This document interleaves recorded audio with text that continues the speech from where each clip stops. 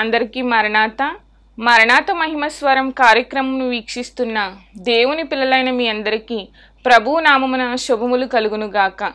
ప్రతిదినము ఇదే సమయమునకు ఈ కార్యక్రమను వీక్షించి దైవాశీర్వాదములు పొందండి. ఇప్పుడు పాస్టర్ సామ్యూల్ సుందర్ రెడ్డి గారు దేవుని వాక్య వర్తమానమును అందిస్తారు. శ్రద్ధగా ఆలకించండి. దేవునికి స్తోత్రం. అందరికీ మరణాత. దేవుడు అనుగ్రహించినటువంటి ప్రాముఖ్యమైన సమయంలో కొద్ది నిమిషంలో దేవుని వాక్యాన్ని ధ్యానించుకుందాము. పరిశుద్ధ వేద గ్రంథం నుండి వాక్య భాగాన్ని చదువుకుందాము. 96వ కీర్తన 9వ వచనం. పరిశుద్ధ అలంకారములు ధరించుకొని యెహోవాకు నమస్కారము చేయుడి. సర్వభూజనులారా ఆయన సన్నిధిని వనకుడి. మహోన్నతుడానికి వందనాలు, స్తోత్రాలు, స్తుతులు చెల్లించుకొనుచున్నాము. శ్రేష్టమైనటువంటి సమయంలో ప్రభువా, శ్రేష్టమైనటువంటి నీ వాక్య భాగాన్ని ధ్యానించడానికి సిద్ధమవుతూ ఉన్నాము. నీ ఆత్మ సహాయమును నిండుగా మెండుగా దయచేసి నీ బిడ్డల పట్ల ఆత్మ కార్యాలను జరిగించుమని, వాక్యముఖముగా నీ బిడ్డలతో మాట్లాడి వారి జీవితాల్లో ఉన్నటువంటి చీకటిని, అశాంతిని తొలగించి నెమ్మదిని, సమాధానం అనుగ్రహించుమని, మాతో మాట్లాడమని యేసు నామములో అడుగుచున్నాము పరమ తండ్రి. ఆమేన్. దేవునికే మహిమ కలుగునుగాక. చదవబడినటువంటి వాక్య భాగమును మనం పరిశీలన చేస్తే, పరిశుద్ధ అలంకారములు ధరించుకుని యెహోవాకు నమస్కారము చేయుడి అని కనబడతా ఉంది. పరిశుద్ధ అలంకారాలు అనగానే ఏంటి పరిశుద్ధ అలంకారాలు అంటే? అలంకారం చేసుకుని మందిరానికి రమ్మంటున్నాడా దేవుడు? యెహోవాకు నమస్కారం చేయమని చెప్తున్నాడా అనేటువంటి ఆలోచన చాలామందిలో వస్తుంది. ఇంకొక వాక్య భాగాన్ని చూపిస్తాను. మొదటి దినవృత్తాంతాల గ్రంథం 16వ అధ్యాయము 29వ వచనం. అసలు పరిశుద్ధ అలంకారం అంటే ఏంటో చూడాలి.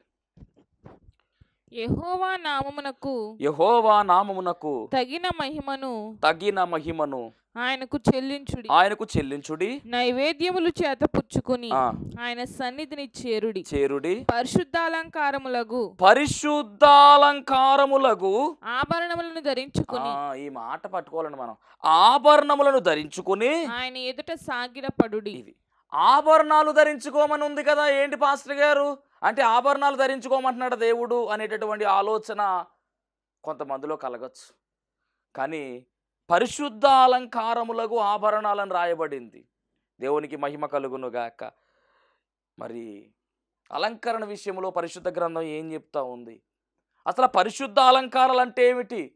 మందిరానికి వెళుతున్నటువంటి మనము పరిశుద్ధ అలంకారములకు ఆభరణాలను ధరించుకుని ఆయన ఎదుట సాగిలపడాలని రాయబడింది వాక్య భాగములో. అంటే ఇప్పుడు మనం చూస్తున్నటువంటి లోకములో ఉన్నటువంటి ఆభరణాలు ధరించుకుని ఆయన సన్నిధికి వెళ్ళి నమస్కారం చేయాలా అని ఆలోచన వస్తుందేమో. జాగ్రత్త. దేవుడు చెబుతున్నటువంటి మాట పరిశుద్ధ అలంకారములు అంటే ఏమిటి? ఒకవేళ బాహ్య సంబంధమైనటువంటి అలంకారాల గురించే దేవుడు మాట్లాడుతున్నాడా, లేదా బాహ్య సంబంధమైనటువంటి అలంకారాలుగా ఉన్నటువంటి ఆభరణాల గురించి దేవుడు మాట్లాడుతున్నాడా అనే ప్రశ్నలు రావడం సహజమే. కానీ దేవుని కలిగినటువంటి మనము ఈ వాక్య భావమును మనం ఖచ్చితంగా తెలుసుకోవాల్సిన వారమై ఉన్నాము. ఎందుకంటే అన్యులైనటువంటి వారు చదివితే వారికి అర్థం కాకపోవచ్చు, కానీ అన్యులలో నుంచి ధన్యులుగా మార్చబడినటువంటి మనకు పరిశుద్ధాత్మ తండ్రి ఖచ్చితముగా అర్థమయ్యే విధముగానే మనకు ఆయన బోధిస్తారు. అసలు ఆ పరిశుద్ధ అలంకారాలు అంటే ఏమిటో ఈ విషయం గురించి మనము ఆలోచన చేసుకుంటూ వెళ్దాం. మొదటి పేతురు పత్రిక 3వ అధ్యాయము 3వ వచనము. ఒకవేళ బాహ్య అలంకారమే పరిశుద్ధ అలంకారమా చూద్దాం. జడలు అల్లుకొనుటయు బంగారు నగలు పెట్టుకొనుటయు వస్త్రములు ధరించుకొనుటయునను వెలుపటి అలంకారము మీకు అలంకారముగా ఉండక. చాలండి. ఒక్క మాటతో పేతురు భక్తుడు కొట్టి పడేశాడు. బాహ్య అలంకరణ కాదంట అక్కడ చెప్పబడేది. పరిశుద్ధ అలంకారములకు ఆభరణములను ధరించుకొని ఆయన ఎదుట సాగిలపడుడి అనేటువంటి మాట కావచ్చు. అలాగే కీర్తనల గ్రంథములో మనం చదివినటువంటి పరిశుద్ధ అలంకారములు ధరించుకొని యెహోవాకు నమస్కారము చేయుడి అన్న మాట ప్రకారం కావచ్చు. ఏదేమైనా బాహ్య సంబంధమైనటువంటి అలంకరణ గురించి ఆయన అక్కడ మాట్లాడడం లేదు. పేతురు గారు చెప్తున్నటువంటి మాట ఏమిటంటే, జడలు అల్లుకొనుటయు బంగారు నగలు పెట్టుకున్నటయు వస్త్రము ధరించుకున్నటయు వెలుపటి అలంకారము మీకు అలంకారముగా ఉండక. అంటే వెలుపటి అలంకారాన్ని దేవుడు చెప్పడం లేదు. మరి అదేంటి పాస్టర్ గారు మందిరానికి ఆభరణాలని చెప్పి రాశారు అక్కడంటే, ఆయన ధరించుకోమన్నటువంటి అలంకరణ వేరు, ఆయన ధరించుకోమన్నటువంటి ఆభరణాలు వేరు. ఈరోజు వాక్య భాగంలో ఆ అలంకరణ ఏమిటో, ఆ ఆభరణాలు ఏమిటో అవి ధరించుకుని మన మందిరంలోనికి వెళ్ళి ఎలా నమస్కారము చేయాలో పరిశుద్ధాత్మ తండ్రి వివరించడానికి ఆయన సిద్ధముగా ఉన్నాడు. దేవునికి మహిమ కలుగునుగాక. ఇదే వాక్య భాగాన్ని పౌలు గారు చెప్తున్నటువంటి మాట చూద్దాం.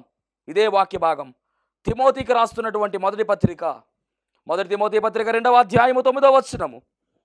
అలంకారాల గురించి.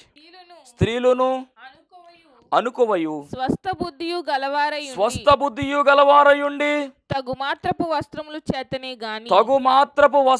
చేతనే గాని జడలతోనైనను బంగారముతోనైనను మిగుల వెలగల వస్త్రములతోనైనను అలంకరించుకొనక దైవభక్తి గలవారమని చెప్పుకొను స్త్రీలకు తగినట్టుగా సత్క్రియల చేత ఇక్కడ పౌలు గారు కూడా సేమ్ కాన్సెప్ట్ చెప్తా ఉన్నాడు. అనుకువయు స్వస్థ బుద్ధియు గలవారయుండి తగు మాత్రపు వస్త్రముల చేతనే గాని జడలతోనైనను బంగారముతోనైనను ముత్యములతోనైనను మిగుల వెలగల వస్త్రములతోనైనను అలంకరించుకొనగా. అంటే ఆభరణాలు అనగానే మనకు జ్ఞాపకం వచ్చేది బంగారమే, ఆభరణాలు అనగానే మనకు జ్ఞాపకం వచ్చేది ముత్యాలే, ఆభరణాలు అనగా మనకు జ్ఞాపకం వచ్చి పట్టు చీరలే. కానీ వాక్యం అలా చెప్పట్లా. వెలుపటి అలంకరణ మీకు అలంకారముగా ఉండక. మరి పరిశుద్ధాలయములోనికి వెళుతున్నటువంటి వారులారా, పరిశుద్ధాలయములోనికి వెళుతున్నటువంటి మీరు పరిశుద్ధాలంకారములకు ఆభరణములను ధరించుకుని వెళ్ళాలి. కానీ దేవుడు చెప్తున్నటువంటి ఈ యొక్క ఆభరణాలు ఏమిటి అంటే కనుక బాహ్య సంబంధమైనటువంటి ఆభరణాలు అయితే మట్టికి కాదు. ఇవి దేనికి సంబంధించినటువంటి ఆభరణాలు అంటే హృదయానికి సంబంధించినటువంటి ఆభరణాలు, అంతరంగానికి సంబంధించినటువంటి ఆభరణాలు. ఎందుకు ఈ మాట చెప్తున్నానంటే దేవుడు పై రూపాన్ని లక్ష్య పెట్టడు. ఈ మాట మనం బాగుగా ఎరిగిన వారమై ఉన్నాము. సమూయేలు గ్రంథం 16వ అధ్యాయం 7వ వచనం. మనుష్యులు పై రూపం లక్ష్య పెట్టుదురు కానీ యెహోవా హృదయమును లక్ష్య పెట్టును అనే మాట అక్కడ రాయబడి ఉంది. అంటే దేవుడు హృదయాన్ని లక్ష్య పెడుతున్నాడు. నీ అంతరంగిక స్వభావము ఆయన చూస్తూ ఉన్నాడు. అది కదా ఆయన పరిశీలించేది. మరి పై రూపము గురించి ఆయన మాట్లాడడం లేదు. కాబట్టి ఇంకా మనం గమనిస్తే కనుక పేతురు పత్రికలోనే 3వ అధ్యాయం 4వ వచనం కంటిన్యూషన్ చదివితే మనకు అర్థమవుతుంది అసలు ఏం ధరించుకోమన్నాడు అక్కడ. అదిగోండి, సాధువైనట్టియు మృదువైనట్టియు గుణమను అక్షయాలంకారము గల మీ హృదయపు అంతరంగ స్వభావము మీ హృదయమే అంతరంగ స్వభావమే మీకు అలంకారముగా ఉండాలి. అది కదా ధరించుకుని నీవు మందిరానికి వెళ్ళాలి. అనగా నీ అంతరంగిక స్వభావము ఎలాగుండాలంటే అలంకరింపబడి ఉండాలి. ఇది ఎవరికి కనబడుతుంది అంటే దేవునికి కనబడుతుంది. ఈ బాహ్య సృష్టికి కనపడదు. చూచేవారికి నీ అంతరంగము కనపడదు, నీ హృదయము కనపడదు. ఇది ఎవరికి కనబడుతుందంటే దేవునికి కనబడుతుంది. అనగా నీవు అలంకరణ చేసుకోవాలి, ఆభరణము ధరించాలి. అది బాహ్య సంబంధమైనది కాదు, నీ ఆంతరంగిక హృదయానికి సంబంధించినది. నీ హృదయాన్ని నీవు అలంకరించుకుని ముందుకు సాగాలి. పరిశుద్ధ స్థలములోనికి అడుగు పెట్టాలి, అనగా దేవుని మందిరములోనికి వెళ్ళాలి. హృదయాన్ని సరి చేసుకుంటూ హృదయాన్ని అలంకరించుకుంటూ వెళ్ళవలసిన వారమై ఉన్నాము. అంటే ఇక్కడ అలంకరణ అనేటటువంటి మాట లేదా ఆభరణాలనే మాట మనం చూస్తూ ఉన్నాం. ఇదంతా బాహ్యంగా కనిపించే ఆభరణాలు కాదండి, ఇవి హృదయానికి సంబంధించిన ఆభరణాలు. దేవుని మహిమ కలుగునుగాక. మరి నీ ఆంతరంగిక స్వభావానికి సంబంధించినటువంటి ఆభరణాలు. మరి ఈ ఆభరణాలు మనం ధరించుకోవాలి. ఈ ఆభరణాల గురించి పరిశుద్ధ గ్రంథం ఏం చెప్తూ ఉంది అంటే కనుక ఇందాక చదివినటువంటి మాటే, సాధువైనట్టియు మృదువైనట్టియునైనా గుణమను అక్షయాలంకారము గల మీ హృదయపు అంతరంగ స్వభావము మీకు అలంకారంగా ఉండాలి. యథార్థ హృదయమే మీకు అలంకరణగా మారిపోవాలని ఒక మాటలో మనం చెప్పుకోవచ్చు. అది దేవుని దృష్టికి మిగుల విలువ గలది అని కూడా పేతురు భక్తుల ద్వారా దేవుడు రాయిస్తూ ఉన్నాడు. అలాగే ఇందాక తిమోతి పత్రికలో మనం చూచాం. ఆ తిమోతి పత్రిక కంటిన్యూషన్ మనం చదివినట్లయితే కనుక మొదటి తిమోతి పత్రిక 2వ అధ్యాయం 10వ వచనం. దైవభక్తి గలవారమని చెప్పుకును స్త్రీలకు తగినట్టుగా సత్క్రియల చేత తమ్మును తాము అలంకరించుకొనవలెను. అంటే బాహ్య సంబంధమైనటువంటి అలంకరణ గురించి దేవుడు మాట్లాడడంలో జాగ్రత్త. దేవునికి మహిమ కలుగునుగాక. ఎందుకు అంటే సామెతల గ్రంథంలో స్పష్టంగా చెప్తారు కదా, అందము మోసకరము, సౌందర్యము వ్యర్థము, యెహోవా యందు భయభక్తులు కలిగిన స్త్రీ కొనియాడబడును అని రాయబడింది. అంటే అందము మోసకరము, సౌందర్యం వ్యర్థము. పౌలు గారి ద్వారా దేవుడు చక్కగా ఒక మాట రాయించాడు. 1 కొరింథీ పత్రిక 12వ అధ్యాయం 24వ వచనంలో, 1 కొరింథీ పత్రిక 12:24లో అద్భుతమైనటువంటి మాట ఉంది. సుందరములైన మన అవయవములకు ఎక్కువ సౌందర్యం అక్కర్లేదు. అయితే శరీరములో చాలండి, ఎక్కువ సౌందర్యం అక్కర్లేదంట. మరి ఎందుకండి అన్ని క్రీములు రాస్తున్నారు? దేవుని మహిమ కలుగును గాక. ఈ వాక్యం అంటే చెప్తే చాలామంది బాధపడతారు కాబట్టి నేను పెద్ద మాట్లాడట్లేదు, కానీ బాహ్య అలంకరణ మట్టికి దాని మీద మనం దృష్టి పెట్టడం అనవసరం అని చెప్తూ ఉన్నాను. హృదయానికి సంబంధించిన అలంకరణ దేవుడు కోరుకుంటున్నాడు. నీ ఆంతరంగిక స్వభావానికి సంబంధించిన అలంకరణ దేవుడు ఇష్టపడుతూ ఉన్నాడు. మరి దాన్ని సరి చేసుకోవాలి. దేవుడు ధరించుకోమనవలసిన ఆభరణాలు ఏంటి? మనకి ఇందాక వాక్యంలో కనపడింది. ఆభరణములను ధరించుకొని ఆయన ఎదుట సాగిలపడ్డని చూసారా? అసలు దేవుడు ధరించుకోమన్నట్టు ఆభరణాలు దేనికి సంబంధించినవి, అసలు ఏ ఆభరణాలు ధరించుకోవాలో ఈరోజు మరి క్లుప్తంగా నేను చెప్పి వాక్యాన్ని ముగిస్తాను. చాలా జాగ్రత్తగా వినండి. బాహ్య సంబంధమైనటువంటి నగలో ఇవి కాదు ఇంతకీ దేవుడు చెప్తున్న ఆభరణాలు, ఆయన పరిశుద్ధ గ్రంథంలో చెప్పినటువంటి ఆభరణాలు. ఈ ఆభరణాలు ఎవరో కూడా దోచుకోలేరు. ఈ ఆభరణాలు మనలోనే ఉంటాయి. ఈ ఆభరణాలు పరలోక రాజ్యాన్ని కూడా పట్టుకోవచ్చు. అలాంటి ఆభరణాలు మనం ధరించుకోవాలి. ఎందుకంటే ఈ లోకంలో చనిపోయిన తర్వాత బంగారాన్ని ఉంచి ఎవరో కూడా పాతి పెట్టరు, బంగారం అంతా కూడా తీసేస్తారు. దేవునికి మహిమ కలుగును గాక. ఎలా వచ్చామో అలాగే ఖాళీగానే వెళ్ళిపోవాలి. కానీ దేవుడు చెప్తున్నటువంటి అలంకారాలు ఏవైతే ఉన్నావో అవి మనం ధరించుకుంటే ఎవరో కూడా వాటిని తీయలేరు. ఎందుకంటే అవి నీ హృదయానికి సంబంధించిన అలంకారాలు. ఇప్పుడు నీ హృదయము లేదా నీ ఆంతరంగిక స్వభావము, అంతర స్వభావం, మీ హృదయపు అంతర స్వభావం చెప్తున్నారు, అది అలంకారంగా మారిపోవాలంట. దేంతో అలంకరించుకోవాలి? ఈ మాటలు మనం చూడాలంటే కనుక తిమోతి పత్రిక 1 తిమోతి పత్రిక 2:10లో రాయబడిన మాట మొట్టమొదటిగా, దైవభక్తి గలవారమని చెప్పుకుని స్త్రీలకు తగినట్లుగా సత్క్రియల చేత, అవును సత్క్రియల చేత తమ్మును తాము అలంకరించుకొనవలెను. ఇది మొదటి అలంకరణ. సత్క్రియల చేత అలంకరించుకోవాలి. మరి ఉన్నాయా సత్క్రియలు?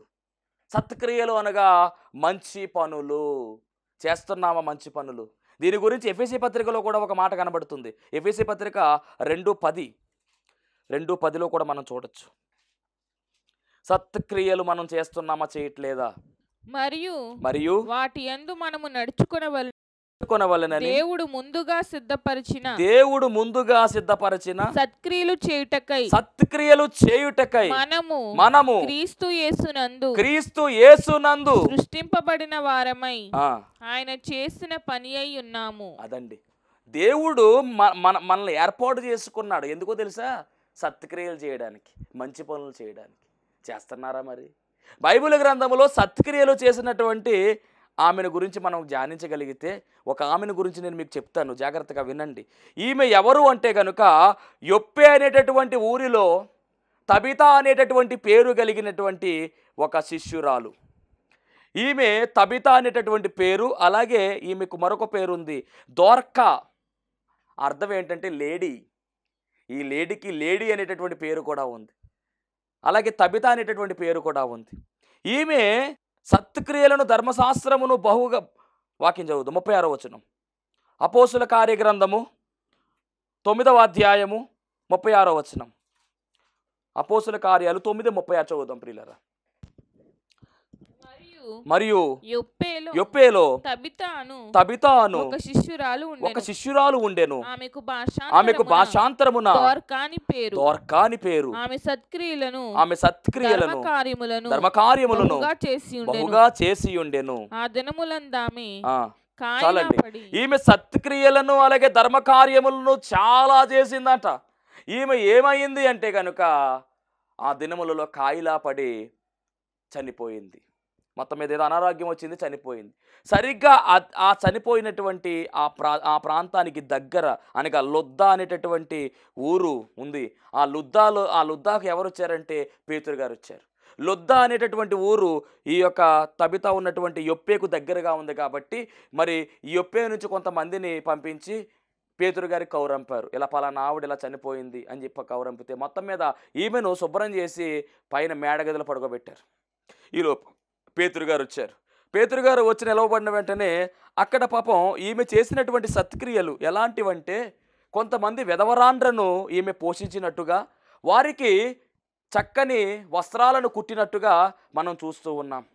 వారందరూ కూడా పాపం వచ్చి చేసింది ఏంటంటే, ఆ విధవరాండ్రంతా కూడా ముందుకు వచ్చంట ఈమె అనగా ఈ దోర్క లేదా తబిత చేసిన కుట్టినటువంటి ఆ వస్త్రాలు చూపించంట ఎక్కెక్కిని ఏడుస్తున్నారంటండి. మా తబిత మాకు ఎన్ని చేసి పెట్టింది, ఇప్పుడు ఆ మనిషి లేదని చెప్పి ఏడుస్తూ ఉంటే, అప్పుడు పేతురు గారు ఏం చేశారంటే గదిలోకి వెళ్ళి వాళ్ళందరినీ బయటికి పంపించి తలుపు వేశాడు. మొత్తం మీద ఈ తబితను మొత్తానికి ప్రార్థన చేసి ఆమెను బ్రతికించినట్టుగా, ఆమెను లేపినట్టుగా మనం చూస్తూ ఉన్నాం. దేవుని మహిమ కలుగును గాక. గమనించాలి, సత్క్రియలు చేసింది. ఇప్పుడు ఆమె చనిపోయి కూడా పేతురు గారి ద్వారా ఏమైందంటే లేపబడింది. ఈమె అక్కడ వారికి ఒక సాక్షిగా మారిపోయింది. చాలామంది ఈ విషయాన్ని తెలుసుకొని అనేక మంది ప్రభువునందు విశ్వాసం ఉంచినట్టుగా బైబిల్ గ్రంథములో రాయబడింది. దేవునికి స్తోత్రం. చరిత్రలో మిగిలిపోయింది, చరిత్రలో నిలిచిపోయింది. కారణం ఏంటంటే సత్క్రియ చేసింది. ఆమె సత్క్రియలే ఆమెను కొనియాడేలా చేశాయి. ఆమె సత్క్రియలే మరలా ఆమె బ్రతకడానికి దేవుడు కృప చూపించాడు పేతురు గారి ద్వారా. మరి దేవుడు ఇట్టి మహిమ కార్యాన్ని జరిగించాడు. మరి ఈ స్త్రీ చేసిన సత్క్రియ నీవు చేయగలుగుతున్నావా? ఈ సత్క్రియలే మనకు అలంకారాలంట. దేవుడు ఇవే కోరుకుంటూ ఉన్నాడు. బాహ్య అలంకారాలను లక్ష్య పెట్టడు. నువ్వు బాహ్యంగా ఎంత అలంకరించుకున్నా కానీ దాని మీద ఆయన దృష్టి పెట్టడం లేదు. దానివల్ల వచ్చేది అనర్థమే తప్ప ఉపయోగం లేదు. కాబట్టి తగు మాత్రపు వస్త్రాలంకరణ మనకు శ్రేయస్కరము. అంత మాత్రమే కాదు, మనము ధరించుకోవాల్సినటువంటిది మన హృదయానికి సంబంధించిన అలంకరణ, అనగా అంతరంగానికి సంబంధించిన అలంకరణ. అది చాలా చక్కగా ఉండాలి. దానిలో మొదటి అలంకరణ ఏంటో తెలుసా? సత్క్రియలు చేస్తున్నారా? మరి వాక్యం పెట్టినటువంటి దేవుని బిడ్డలారా, సత్క్రియ చేయడంలో మనకు విసుగుదల ఉండకుండా చక్కగా చేయాలి. తీతు పత్రిక 3వ అధ్యాయం, తీతుకు రాసినటువంటి పత్రిక 3వ అధ్యాయము 8వ వచనం చదువుతాం. ఈ మాట నమ్మదగినది గనుక దేవుని యందు విశ్వాసం ఉంచిన వారు సత్క్రియలను శ్రద్ధగా చేయుటయందు, అదిగోండి, సత్క్రియలను శ్రద్ధగా చేయుటయందు మనసుంచునట్లు ఈ సంగతులను గూర్చి దృఢముగా చెప్పుచుండవలెను. దేవునికి స్తోత్రం. సత్క్రియలు చేయడంలో కూడా మనసు ఉండాలంట. విసుగుదల ఉండకూడదు ఈ విషయంలో. కాబట్టి సత్క్రియ చేస్తే అది మీకు ఒక అలంకరణ. అది దేవుడు ఇష్టపడుతున్నాడు. అలాంటి అలంకరణ ధరించుకొని మరి పరిశుద్ధ ఆలయంలోకి మనం ప్రవేశించాలి. బాహ్య అలంకరణ ఎవరు చూస్తారండి? బాహ్య అలంకరణ దేవుడు పట్టించుకోడు, చూడడు. దానివల్ల ఉపయోగం లేదు, అనర్థాలు వస్తాయి అంతే. దేవునికి మహిమ కలుగును గాక. ఇక రెండవ అలంకరణ గురించి మాట్లాడుకుంటే కనుక సామెతల గ్రంథం 3వ అధ్యాయము 21-22 వచనాలు చదవండి. నా కుమారుడా, లెస్సైన జ్ఞానమును వివేచనను భద్రము చేసుకొనుము. వాటిని నీ కన్నుల ఎదుట నుండి అవి నీకు జీవముగాను నీ మెడకు అలంకారముగాను ఉండును. ఇక్కడ చెబుతున్నటువంటి అలంకరణ ఏమిటంటే జ్ఞానము, వివేచన. జ్ఞానాన్ని, వివేచనని ఏం చేయాలంటే భద్రం చేసుకోవాలంట. భద్రం చేసుకుని వాటిని ఎక్కడ పెట్టుకోమంటున్నాడంటే మెడకు పెట్టుకోమంటున్నాడు. జ్ఞానము, వివేచన అనేవి రెండు కూడా ఈ మెడలో ఉండాలంట. మెడలో ఉండవలసింది బంగారం గొలుసు కాదు, మెడలో ఉండవలసినది ఇది, అనగా జ్ఞానము, వివేచన. ఎలా వస్తుంది జ్ఞానం, వివేచన అంటే? బైబిల్ గ్రంథం స్పష్టంగా ఉంది. సామెతల గ్రంథం 9వ అధ్యాయం 10వ వచనములో యెహోవా యందు భయభక్తులు కలిగి ఉండటయే జ్ఞానమునకు ముఖ్యాంశం అనే మాట మనకు కనబడుతుంది. యెహోవా యందు భయభక్తులు కలిగి ఉండుటయే జ్ఞానమునకు మూలము. పరిశుద్ధ దేవుని గూర్చిన తెలివియే వివేచనకు ఆధారము. చూసారా, రెండు అక్కడే ఉన్నాయి. నువ్వు దేవుని యందు భయభక్తులు కలిగి ఉంటే నీకు ఏమొస్తుంది అంటే కనుక జ్ఞానం వస్తుంది, ఎక్కడ పెట్టేసుకోవచ్చు. రెండవది ఏమిటంటే కనుక ఆయన గురించినటువంటి ఆలోచన, తెలివియే వివేచనకు ఆధారం. రెండు కూడా ఆయన దగ్గర ఉన్నాయి. పొందుకోవడము, ఈ మెడలో వేసుకోవడం. ఎవరిని ఎత్తుకెళ్ళిపోగలరా? మనం వేసుకున్న బంగారం గొలుసు లాక్కుపోతారు, కానీ ఈ జ్ఞానాన్ని కానీ వివేచన కానీ ఎవరు తీసుకెళ్ళిపోలేరు. ఇవి ధరించుకుని నువ్వు వెళ్ళాలి పరిశుద్ధ అలంకారంలోనికి. ఇవి ఆభరణాలు, ఇవి దేవుడు కోరుకుంటున్నటువంటి, మెచ్చేటటువంటి ఆభరణాలు, దేవునికి నచ్చే ఆభరణాలు ఇవి. బాహ్య అలంకరణ వల్ల ఏం ఉపయోగం లేదు, బూడిద. ఈ మాట అంటున్నా నేను బాధపడక్కల్లా. ఎందుకంటే దేవుని వాక్యం సెలవిస్తూ ఉంది, పరిశుద్ధ అలంకరణ ధరించుకుని ఆభరణములు ధరించుకుని ఆలయంలోకి వెళ్ళాలి. ఆయన చెప్తున్నటువంటి అలంకరణ ఏంటంటే జ్ఞానము, వివేచన ఈ మెడలో ఉండాలంట. దేవునికి మహిమ కలుగును గాక. సత్క్రియలు చేయాలి. ఇక మూడవదిగా మనం గమనిస్తే సామెతల గ్రంథము 3వ అధ్యాయం 3వ వచనం. సామెతలు 3:3. దయను సత్యమును ఎన్నడును నిన్ను విడిచిపోనీయకుము వాటిని కంఠభూషణముగా ధరించుకొనుము. దయా సత్యములను కంఠభూషణముగా ధరించుకోవాలంట. ఇందాక మెడలోనికి ఏమొచ్చినాయి అంటే కనుక చక్కగా గొలుసు మాదిరిగా వచ్చినాయి. ఏంటి? జ్ఞానం, వివేచన. ఇప్పుడు రెండవది ఇంకోటి ఏం చెప్తారంటే దయా సత్యము ఈ కంఠంలో ఉండాలి. దయ ఉండాలి. ఎందుకంటే మన యేసుక్రీస్తు ప్రభువు వారు దయామయుడై ఉన్నాడు. ఆయన దయ మీలోనికి రావాలి. తర్వాత సత్యము, ఈ కంఠము సత్యముకు ఆధారముగా ఉండాలి. మరి ఎందుకంటే యేసుక్రీస్తు ప్రభువు వారు సత్యవంతుడైనటువంటి దేవుడై ఉన్నాడు. సత్యవంతుడై ఉన్నాడు ఆయన గనుక దయను సత్యమును కంఠమునందు పెట్టుకోవాలి. ఈ కంఠ ఆభరణముగా దయా సత్యమును ధరించుకోవాలి. ఇది కదా ఆయన కోరుకుంటున్నటువంటి అలంకరణ. ఉందా ఈ అలంకరణ? ఒకటి సత్క్రియ అనేటటువంటి అలంకరణ, 2 జ్ఞాన వివేచన అనేటటువంటి అలంకరణ మెడలోకి రావాలి. 3వది కూడా ఇక్కడ కంఠభూషణంగా దయా సత్యము రావాలని దేవుని వాక్యం సెలవిస్తూ ఉంది. ఇక వెలగల వస్త్రాలు, వెలగల వస్త్రాలు వేస్తున్నాం కదా, కానీ దేవుడు చెప్తున్నటువంటి వస్త్రము నీ ఆంతరంగానికి సంబంధించిన వస్త్రం గురించి మాట్లాడితే కనుక పేతురు పత్రిక, మొదటి పేతురు పత్రిక 5వ అధ్యాయం 5వ వచనం. 5:5 చిన్నలారా మీరు పెద్దలకు లోబడి ఉండుడి. మీరందరూ ఎదుటవాని ఎడల దీన మనస్సు అను వస్త్రమును ధరించుకొని మిమ్మును అలంకరించుకొనిడి. దీన మనస్సు అనే వస్త్రాన్ని మీరు ధరించుకోవాలి. ఈ దీన మనస్సు ఏమిటంటే క్రీస్తు యేసునకు కలిగిన ఇట్టి మనస్సు మీరు కలిగి ఉండుడి అనేటటువంటి వాట మనందరం బాగుగా ఎరిగిన వారమై ఉన్నాము. కాబట్టి ఈ దీన మనస్సు అనే వస్త్రము మనము ధరించుకోవాలి. ఈ మనస్సు ఎవరిదనుకుంటున్నారో? క్రీస్తు వారిదే. ఆయన దీనుడుగా ఈ లోకానికి వచ్చాడు. ఆయన దీనుడుగా, హీనుడుగా ఈ లోకములో జీవించాడు. మనందరి కొరకు దీనుడుగా మారిపోయాడు. మనల్ని ధనవంతులుగా చేయడానికి ఆయన దరిద్రుడైనట్టుగా రాయబడింది వాక్య భాగములో. కాబట్టి దీన మనస్సు, తగ్గింపు మనస్సు, తగ్గించుకోవాలి. నేను తగ్గాల్సిందే, ఆయన హెచ్చాలి అని బాప్తిస్మిచ్చి యోహాను చెప్తున్నట్టుగా మనము దీన మనస్సు అనేటటువంటి వస్త్రాన్ని ధరించుకోవాలి. ఇవి ఆభరణాలు అంటే. ఈ ఆభరణాలు ధరించుకుని వెళ్ళాలి మనం. దేవునికి మహిమ కలుగునుగాక. హల్లెలూయా. ఈ ఆభరణాలు ఇక టోటల్గా మనం గమనించాలి. క్రీస్తునే ధరించుకుని మనం వెళ్ళాలి ఆలయానికి. రక్షణ అనేటటువంటి అలంకరణ గురించి కూడా మరి దేవుడు చెప్పడం జరిగింది. అది కూడా చూపిస్తాను. 149వ కీర్తన 4వ వచనం. 149వ కీర్తన 4వ వచనం. 149:4. యెహోవా తన ప్రజలందు ప్రీతి గలవాడు. ఆయన దీనులను రక్షణతో అలంకరించును. దేవునికి స్తోత్రం. ఇవన్నీ కూడా దేవుడు మరి కోరుకుంటున్నటువంటి అలంకరణలు. మనకు ఫైనల్గా ఆయన ఇచ్చిన అలంకరణ ఏంటంటే రక్షణ అలంకరణ. ఇది యేసుక్రీస్తు ప్రభువు వారు ఇచ్చిన అలంకరణ.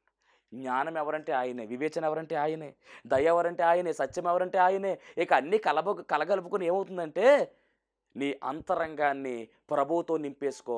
అదే ఒక అలంకరణ. ప్రభువే నీకు అలంకరణగా ఉన్నాడు. ప్రభువు నీలో ఉండాలి. ప్రభువు నీలో నుంచి కనపడాలి. ఆయన కనుపరచాలి. అప్పుడు నీవు పరిశుద్ధ మందిరంలో అడుగు పెట్టాలి. అది యోగ్యమైనటువంటి స్థితి. బాహ్య అలంకరణ మీకు అలంకరంగా ఉండడము మేలు కాదు, కానీ నీ అంతరంగములో అలంకరణ మేలు. ఈ ఆభరణాలన్నీ మీరు ధరించుకొని ముందుకు సాగాలి. సత్క్రియలు ధరించుకోవాలి. 2 జ్ఞానము వివేచన ధరించుకోవాలి. 3 దయా సత్యాన్ని ధరించుకోవాలి. 4 దీన మనసు అనే వస్త్రాన్ని ధరించుకొని మీరు ముందుకు సాగాలి. ఇది దేవుడు కోరుకుంటున్నటువంటి అలంకరణ. దేవుడి కొద్ది మాటలు దీవించి ఆశీర్వదించునుగాక. ఆమేన్. మహాపరిశుద్ధుడా, మహాగణుడా, మహిమ కలిగిన దేవాన్ని ఘనమైన నామానికి వందనాలు ప్రభువా. నీ బిడ్డలు తండ్రి నాయన కష్టకాలములో ప్రభువా ఈ వాక్యాన్ని వింటున్నారు. దేవానికి వందనాలు నాయన. వారికి ఉన్నటువంటి కష్టాలు, నష్టాలు, బలహీనతలు, బాధలు, వేదనలు అన్నిటినీ కూడా తొలగించి వేసి సమాధానమును, శాంతిని బిడ్డలకు దయచేయమని ఇదిగో మందిరములో ప్రభువా పరిశుద్ధాలంకారములు ధరించుకొని ముందుకు సాగాలని చెప్పినటువంటి ప్రతి మాటను జ్ఞాపకం పెట్టుకొని నాయనా ఆత్మను సిద్ధము చేసుకుంటూ ముందుకు సాగడానికి కృప చూపించమని ఈ వాక్యము ద్వారా నీ బిడ్డల జీవితాల్లో సమాధానము, సమృద్ధి దయచేయమని యేసు నామములో అడుగుచున్నాం పరమ తండ్రి. ఆమేన్. మరణాత. దేవుడికి వందనాలండి, సంఘానికి వందనాలండి. వచ్చిన మీ అందరికీ నా నిండు వందనాలండి. మరి మాదైతే రావులపాలెం అండి. మా అబ్బాయి మా తోటికోళ్ళ గారి అబ్బాయి అండి. ఇక్కడ సాల ఎలా నడుపుతున్నారంటే అండి, మొన్న జూన్ 29వ తారీఖునండి మేము చర్చి యానివర్సరీ అనండి మామూలుగా మేము ఇద్దరం వచ్చామండి. మా వారు నేను వచ్చాం. వస్తాయండి గారు సాక్షికం ఈయనండి. మా వారు అన్నారు మనం కూడా 7 వారాలు వెళ్దాం అన్నారండి. 7 వారాలు మేము అంశం పెట్టుకుని వచ్చామండి. ఇది మాకు 8వ వారం. 7 వారాల్లో అయితే మేము ఎన్నో అంశాలు పెట్టుకుని వచ్చామండి. మరి ఈ 7 వారాల్లో అండి దేవుడు మాకు ఆరోగ్యాలు ఇచ్చాడండి. మెయిన్ ఏంటంటే అండి ఆయనకి గుండెల్లో నొప్పి తగ్గిందండి. నాకు కూడా అండి షుగర్ వచ్చేసండి మరి ఎలా పడితే అలా అయిపోయాను. అయితే అండి నేను కానుకోలేకపోయానండి. కానుకోలేకపోతే అండి ఇక్కడికి వచ్చిన 2 వారాలు వచ్చామండి. 3వ వారం ఇంక మళ్ళీ రావాలి. అంతకు ముందు రోజునండి దేవుడు మరి నాకు బయలుపరచండి. షుగర్ హాస్పిటల్ వెళ్ళి కృప దయచేసండి. షుగర్ నాకు బయట పెట్టండి. దేవుడు నాకు ఆరోగ్యం ఇచ్చారండి. ఈ చిన్న సాక్షిని దేవుడు దీవించింది కాక. ఈ యొక్క శాలకు రావడం ద్వారా దేవుడు ఎంతో అద్భుతాశ్చర్య కార్యములు 7 వారాల్లో వీరి జీవితాల్లో చేస్తున్నారు. వీరి భర్త గారికి గుండె నొప్పిని దేవుడు సంపూర్ణ స్వస్థత ఇచ్చి ఉన్నారు. అలాగే ఈ కుమార్తెకి షుగర్ నుంచి దేవుడు విడుదల దయచేశారు. నార్మల్ రిపోర్ట్ని దేవుడు ఇచ్చారు. ఈ చిన్న సాక్ష్యములు దేవుడు దీవించును గాక. ఆమేన్. మరణాత మహిమ స్వరం అనేటటువంటి ఆధ్యాత్మిక టీవీ కార్యక్రమాన్ని వీక్షిస్తున్నటువంటి మీ అందరికీ కూడా నా ప్రత్యేకమైన వందన మరణాత తెలియజేస్తూ ఉన్నాను. దేవుడు అనుగ్రహించినటువంటి ఈ కార్యక్రమం ద్వారా మీరందరూ కూడా ఎన్నో మేలులు పొందుకున్నట్టుగా మరి మేము వింటూ ఉన్నాము. అందరూ కూడా ఫోన్ కాల్ చేస్తూ ఉన్నారు. ప్రార్థన అవసరంలో ఉన్న వారందరూ కూడా ఫోన్ చేసి ప్రార్థన చేయించుకుంటున్నారు. చాలా సంతోషము. అందరూ కూడా మేలు పొందుకున్నట్టుగా మరి మీరు తెలియజేసిన సమాచారం బట్టి మేము చాలా సంతోషిస్తూ ఉన్నాము. ఈరోజు ఒక ప్రత్యేకమైనటువంటి అంశాన్ని మీతో మాట్లాడాలని నేను మీ ముందుకు వచ్చి ఉన్నాను. అదేమిటంటే దేవుడు తన మహాకృపను బట్టి సేవా పిలుపు నాకు ఇచ్చి అన్నిటినీ విడిచిపెట్టి తను రమ్మనడం జరిగింది. మరి ఆయన ఇచ్చినటువంటి పిలుపును అంగీకరించి ఆయన సేవకు నేను వ్యాపారాన్ని గట్ట అన్ని విడిచిపెట్టి వచ్చాను. ఆ వచ్చినది మొదలుకొని ఈ దినం వరకు చక్కని సేవా పరిచర్యను దేవుడు జరిగించుకుంటూ ఉన్నాడు. చూస్తున్నటువంటి ఈ యొక్క ఈ షెడ్లో మేము ప్రతి శనివారం కూడా స్వస్థత ప్రార్థనలు అనగా శాల కార్యక్రమాన్ని జరిగిస్తూ ఉన్నాము. 1 సంవత్సర కాలం పాటు ఎలాంటి అడ్డు ఆటంకము లేకుండా చక్కని రీతిలో మరి ఈ శాల కార్యక్రమం జరుగుతూ ఉంది. దీని యజమానుడు మరి ఎలాంటి అద్దె కూడా మన నుంచి తీసుకోకుండా మరి ఫ్రీగానే ఈ కార్యక్రమాన్ని జరిగించుకోవడానికి ఆయన ఇచ్చి ఉన్నారు. కానీ ఇప్పుడు ఒక సమస్య వచ్చింది. అదేమిటంటే కొన్ని కారణాల వల్ల ఈ యొక్క షెడ్ని అమ్మకానికి పెట్టారు. మరి ఈ యొక్క క్లిష్టమైనటువంటి పరిస్థితుల్లో మనము తీసుకుంటే ఈ షెడ్ తీసుకోవాలి, లేకపోతే బయటకు వెళ్ళవలసిన పరిస్థితి వచ్చేసింది. మరి తీసుకుందామని ప్రయత్నం చేస్తున్నాము. ఆశ అయితే మాకు ఉంది, కానీ లక్షలాది రూపాయలు ఖర్చు అవుతుంది. కాబట్టి మా దగ్గర ఎలాంటి డబ్బు లేదు. అన్నీ విడిచిపెట్టి రావడంతో సేవ కొత్తగా ప్రారంభించిన సేవ కాబట్టి తీసుకోవాలనుకుంటున్నా కానీ ఇబ్బంది పడుతూ ఉన్నాము. ఇక్కడ ప్రార్థన కంటిన్యూగా జరగాలి అంటే కనుక ఖచ్చితంగా మరి ఈ కార్యక్రమాన్ని వీక్షిస్తున్నటువంటి మీ అందరూ కూడా మీ ప్రోత్సాహాన్ని అందించినట్లయితే ఈ ప్రార్థన ఆగకుండా ఖచ్చితంగా ముందుకు కొనసాగుతుంది. కనుక మరి ఈ కార్యక్రమాన్ని వీక్షిస్తున్న మీ అందరూ కూడా ఈ దీన సేవకుని యొక్క సేవను గుర్తించి దయచేసి మీ హృదయాన్ని గనక ఆ దేవుడు ప్రేరేపించినట్లయితే ఖచ్చితముగా మీరందరూ కూడా స్పందించవలసిందిగా, మీ యొక్క చేయూతను మాకు అందించవలసిందిగా ప్రభు పేరు తెలియజేస్తూ ఉన్నాము. మా ఫోన్ నెంబర్లో టీవీ స్క్రీన్ మీద మరి ప్లే అవుతూ ఉంది ఫోన్ నెంబరు. ఆ నెంబర్కి ఫోన్ చేయండి. స్వయంగా నేనే మాట్లాడతాను. ఆ తర్వాత మరి మా ఫోన్పే కానీ గూగుల్ పే కానీ చేసి ఈ యొక్క సేవను ప్రోత్సహించవలసిందిగా ప్రభు పేరు మీ అందరికీ తెలియజేస్తూ ఉన్నాను. దేవుడు మిమ్మల్ని బహుగా ఆశీర్వదించును గాక.